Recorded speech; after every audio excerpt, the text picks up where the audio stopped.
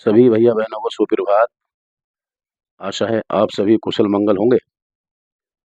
आज के इस बहुत ही महत्वपूर्ण टॉपिक में सिंटैक्स में हम अब बात करेंगे यूपी बोर्ड परीक्षा 2019 में आए हुए कुछ सेंटेंसेस की। जो बाकी बचे हुए सेंटेंसेस हैं वो दूसरी वीडियो में आएंगे। बहुत महत्वपूर्ण टॉपिक है, आपको जीवन भर काम देने वाला है। देखते हैं पहला sentence. She came later than I expected. भैया ये लेटर दो है, एक LATTER वाला है और एक LATER वाला है। यदि दो व्यक्तियों वस्तुओं के क्रम की बात चलती है तो फिर LATTER वाला आता है, और यदि समय की बात चलती है तो फिर LATER वाला आता है। वह उससे बाद में आई जिसकी मैंने उम्मीद की थी।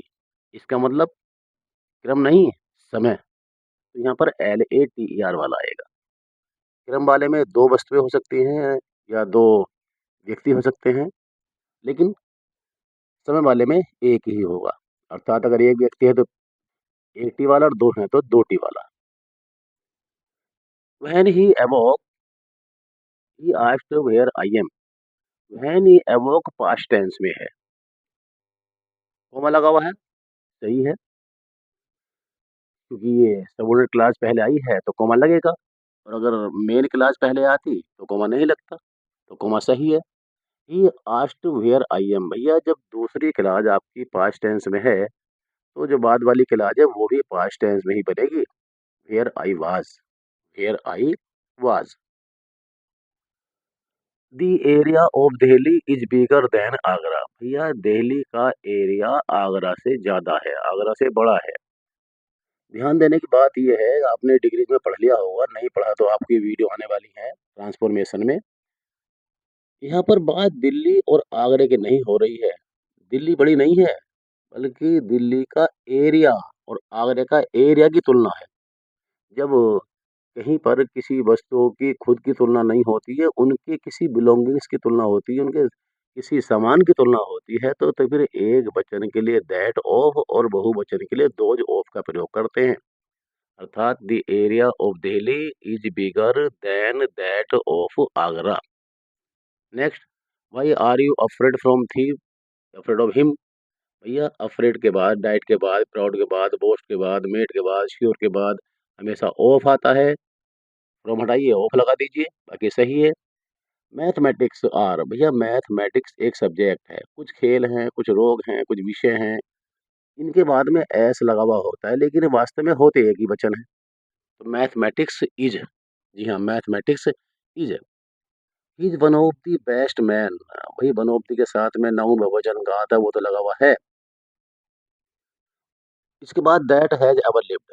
अब ध्यान देने की बात ये है भैया बहनों, जब ये दैट या विच या हु किसी नाउन या प्रोनाउन के बाद में आते हैं तो इनकी वैल्यू वही हो जाती है जो इनसे पहले वाले नाउन की है। यानी मैन यहाँ पर बहुवचन है तो दैट भी बहुवचन हो गया, तो फिर इसके बाद की जो वर्ब आ रही वो भी बहुवचन आएगी, अर्थात हैव। यानी मैन के साथ वर्ब आएगी हैव, क्योंकि दैट मैन के बराबर ही कार्य कर रहा है।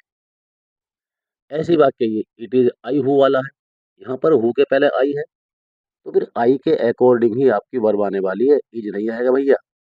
एम, क्या आएगा, एम।